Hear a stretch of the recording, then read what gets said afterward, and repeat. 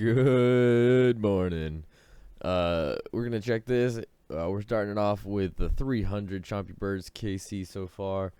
Um, Starting off pretty strong. But this video is not gonna be so much about Slayer, but just pretty much getting ready for Slayer. And we actually do make a lot of progress in this episode. It's short progress, I will say, but it is like a lot. So that being said, let's go ahead and get on into it. Alright, we're going to go ahead and talk to Rance. And we're going to ask for the hats. There it is. And he's going to give us just a shit ton of hats. It's going to be great. And it's just going to be a crap ton of collection logs. So I know there is more, but we need more kills to do it. However, this is...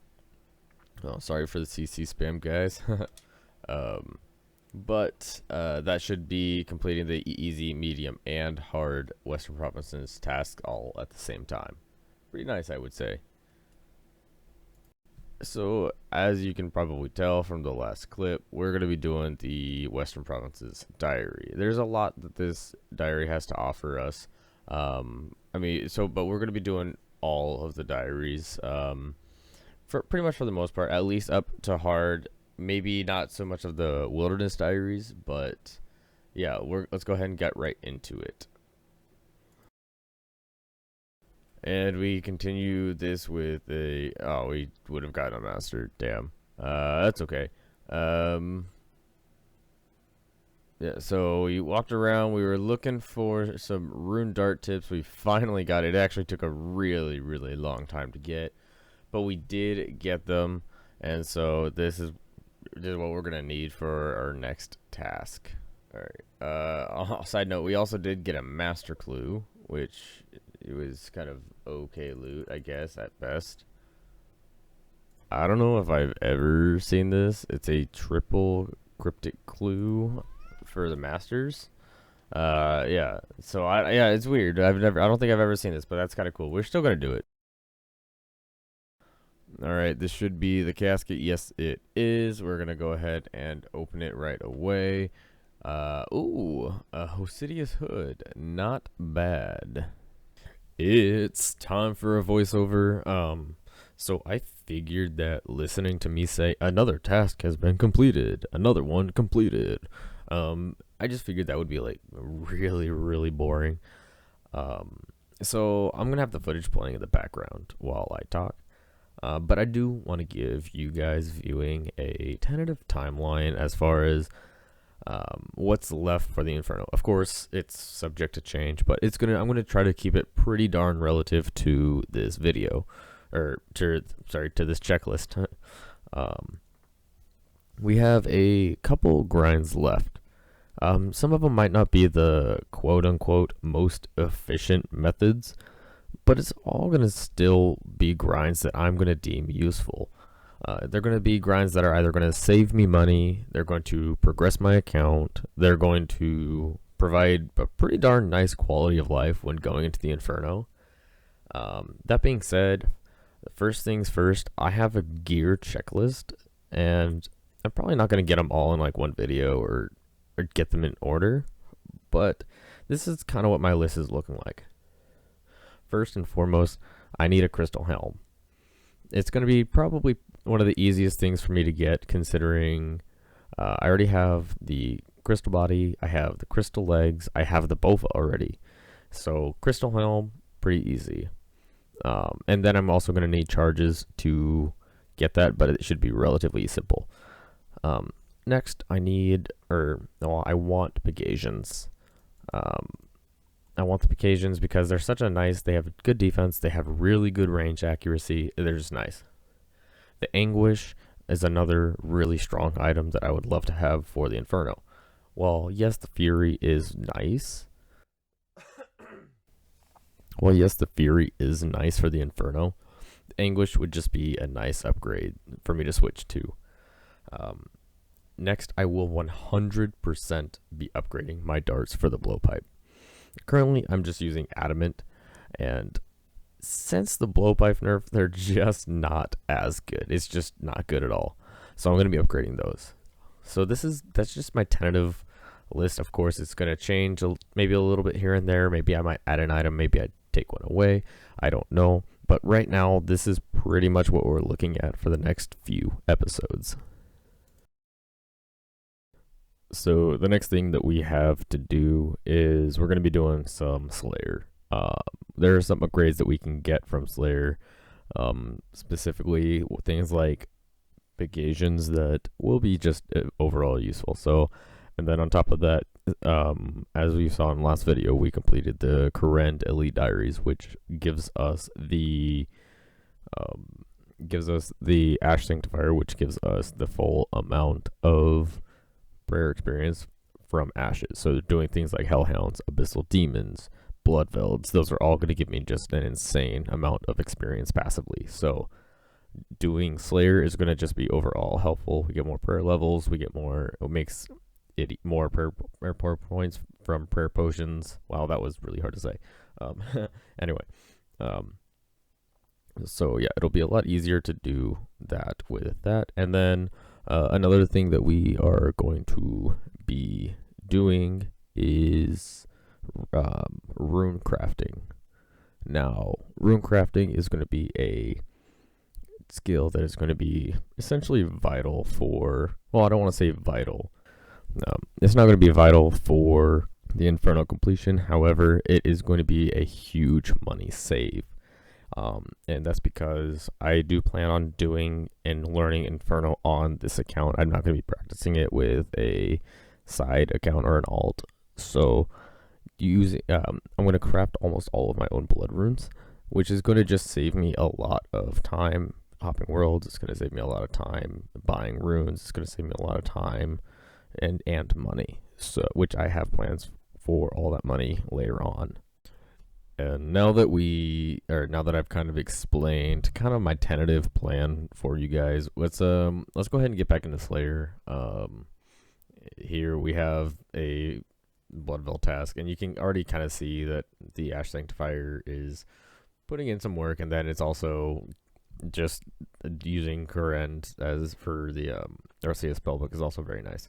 So, and also Slayer is also going to stack as hard clues too, which is another thing I love doing. Yo, what's up, man? Wow, this is crazy. UIM Andre. I'm sorry if I butcher your name, but UIM Andre, you are actually the first person who has recognized me in game. This is awesome. I love this. I can't believe it. But yeah, no, I was doing a wildy clue step, and he just stopped by me, and he stopped me, and he said hi. That was actually really cool.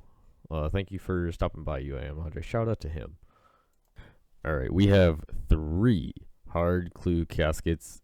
These are going to be dedicated to my man UIM. I don't have them. All right, let's go grab them.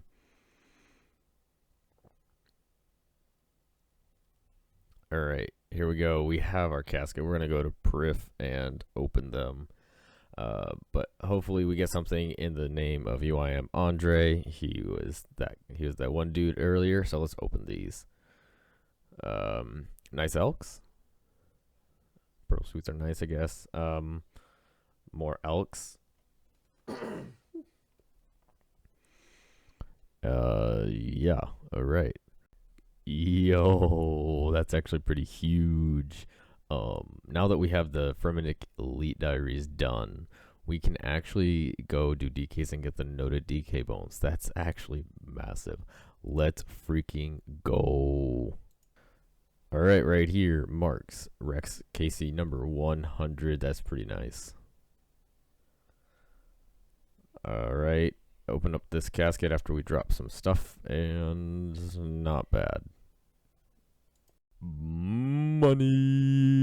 All right, we got an Archer's Ring. That's pretty sweet.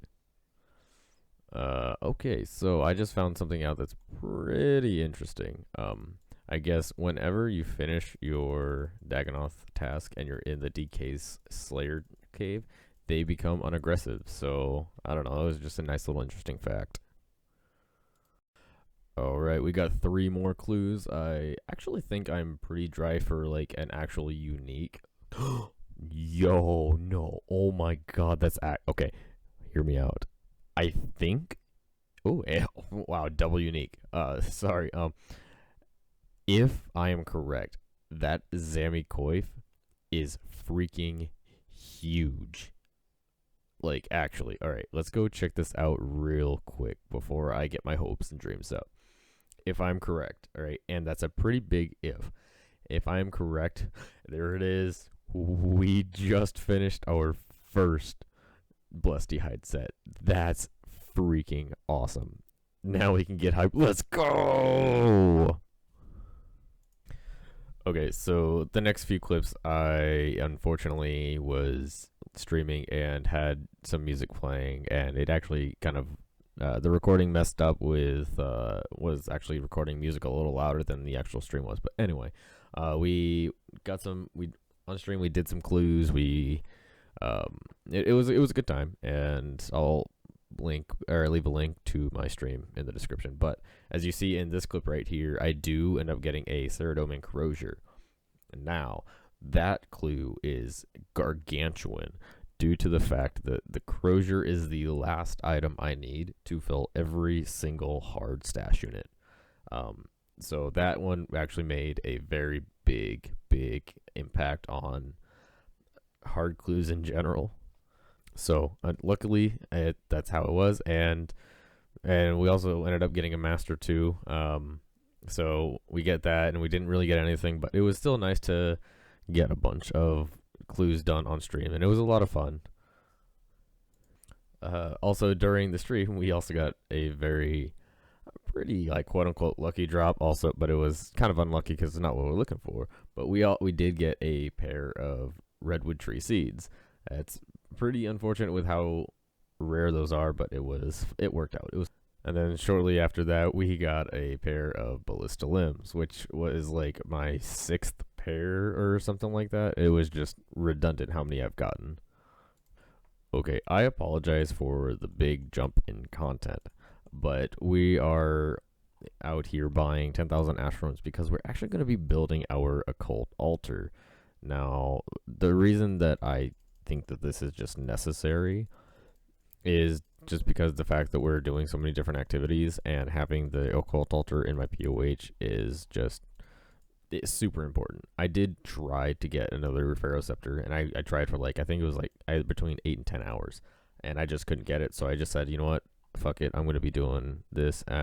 So I'm just going to upgrade it, and it's a pretty big upgrade, but here we go. There's our occult altar. It is beautiful. Well, I've been waiting for this kill, or for this drop. I got a Ring of Life. It's the first one from from just the entirety of Dagonoffs that I've done. I definitely am overdue for one, so I'm really not mad because I've gotten really lucky with the others. But that's kind of cool. Just to, well, I don't want to say it's cool because yeah, it still sucks. That could have been another B ring, but you know, I'm really not complaining. It's just, you know, that's just the first one. You always have to make note of your first Ring of Life. Never lucky. Just now realized that I missed a KC milestone, but that we just passed 400 Kraken KC. Pretty big level coming in. That's 91 Slayer. That's pretty much the reason that's big is because we unlock Cerberus, and that's kind of one of the biggest grinds that we were looking forward to. So I'm gonna finish this, and then we're probably gonna see if we can't hurry up and get a Hellhounds test so we can do some more Cerb. So I know that I just said that I'm going to be trying to get a Hellhounds task, and I will, I promise. However, it just got we just got a hint, I guess, that we will be the boss in while Guthix Sleep is going to get significantly harder, I guess. So yeah, I think I'm just going to try to get that done right now as opposed to later. So now we just need to get a couple quests done. It's the Defender of Varrock and Path of Guthrie. So let's go ahead and get those done. Alright, there's Path of Gluffery completed. It was actually pretty easy. It took maybe 20-ish minutes. No, I love me a good dad joke. And I'm in the middle of Defender of Varrock, and you have to use the Shield of Arav on somebody, and I really was hoping that Sir Pryzen was going to be the one who uses the Shield of Arav. I think it would have been hilarious because Sir Pryzen, haha, surprise. But I guess it's somebody else. God damn it. And shortly after, that is Defender of Varrock completed. That was actually a very easy quest, nothing too crazy. Oh, well, I just died.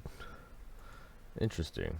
So, future note for anyone who is doing Guthix Sleep quest, when you get to the point where you teleport the stranger in and you have to make the potion, please, for the love of God, don't go to like Skeletal Wyverns and trying to get the Snapdragon Seed. You can buy it for like 20k, and that saves such a hassle.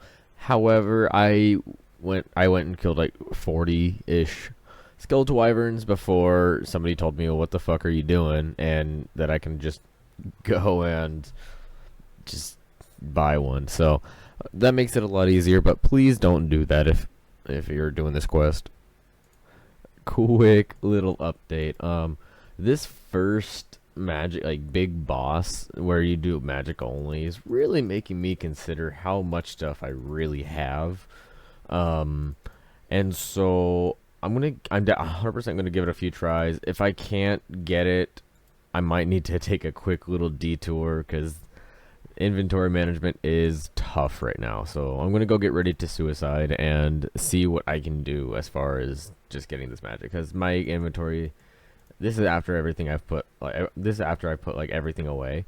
So I need to kind of just reorganize and figure out where I'm going with this. Well, I forgot to grab a recording of the first round, but I failed because I ran out of runes, so I went and bought more nature runes. I am playing the quote-unquote, oh my god, I'm so sorry. I am playing the quote-unquote safer method, and just trying to make it by slowly. But yeah, here we go for the second round. Well, this run is going definitely a lot better. However, I did run out of fire runes. So that's interesting. And I guess one thing you can, yeah, you can splash on this guy. So, yeah, that's another thing too. That's kind of annoying. Wait, did I run out of? I also ran out of earth runes. Fantastic. This is just going fantastic. Wait, am I out of? Oh wait. This is going so poorly. All right, so a lot of interesting mechanics into this. Nothing too crazy, but it is definitely a learning curve. Once you get the base mechanics down, it's really not that hard. But yeah, this is an interesting fight. I had to tell you because I actually ran out of runes. Yeah, I definitely would have had that fight, but yeah. So bring lots of runes. Noted. And there we go. Third time is the charm. That was a interesting fight. Go ahead, just go over here, plant the orb. And yeah, that was a fight. It wasn't too bad. It really wasn't. Really the learning curve is just knowing mechanics, and that's about it. After a little bit of re-gearing and re-prepping, we're now on the final fight of the boss. I didn't know that I was going to need all 3 attack styles, so I kind of put away my bandos and stuff, so that'll be interesting to see how that goes. But, you know, I'm really not, it really shouldn't be too bad. I'm going to say, hope for the best. We'll see how this goes, I guess.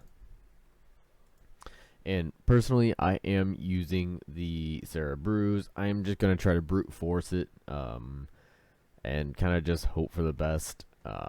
I've seen people who have just done food and then blood barrage. I really CBA. And so yeah, I'm gonna try to brute force it with brews and see how that goes. If it really doesn't go well, then, you know, fine, I'll go and get all the blood barrage ready. But right now, I just kind of want to see how things are going. Alright, and second try, we get the balance elemental down. The biggest thing was to just really focus on dealing or getting the proper prayer switch. Otherwise, he just reduces your stats. So that really wasn't that bad once you kind of just understand the mechanics. So let's go ahead and touch the eye. Okay, so that was kind of confusing, I think. Pretty much the what's his name? Lucian gets away with stealing the big orb.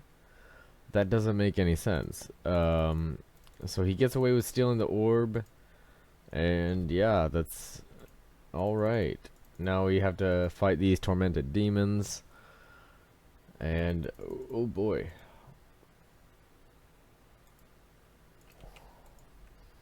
Yep, so now we fight the tormented demons, and this should be pretty close to the end of the quest, I believe.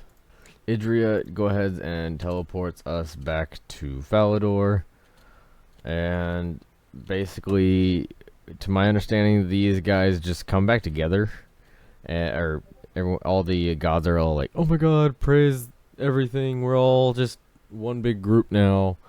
And oh, fun fact! So anybody who has completed the Dragon Slayer 2 quest now gets this extra cutscene, which is kind of an interesting little thing. So it kind of, in a way, if you really care about lore, it really pushes you to learn more about the game, and it really pushes you to do more quests before you finish this one, which I don't know, that's kind of an interesting thought. But during this time, you know, 3 dragonkin break free from their chamber, kind of setting up another quest, giving note to the initial Zorgoth. That big dragonkin is dead. So it kind of hints at something else to come. I don't know. I thought it was a pretty interesting little Easter egg. But this is going to be the end of the quest. I'm going to enjoy the rest of this cutscene, and we'll see you afterwards. There we are. Quest completed while Guthix Sleep has been completed. No level up messages, but that is fine. Yeah, I wanted to get that done before they kind of rework the boss, so I really didn't mind that. I thought it was pretty decent for what it was. It was a pretty quick quest, but, well, I don't want to say quick. It took probably about 3-ish hours. Really not as bad as I was thinking it was going to be, so now we can really kind of just get back to what we are going for. Holiday did the Guthix thing. I agree, Geo. Alright, and with that quest, I think I'm actually going to end this video. I know it's going to be a little bit of a shorter episode. However, I think it's a pretty decent stopping point. It was a GM quest after all. And I do think that it kind of sets me up pretty decently for this next episode. So while this episode was short, the next episode is going to be very it's going to be exciting. One way or another, next video I will have a new upgrade. I do promise you that. You can go ahead in the comment section, just take a guess at what that will be, but I am getting a ranged, well, I am getting an upgrade in the next episode. So think about it, let me know what you think, and I will see you in the next episode.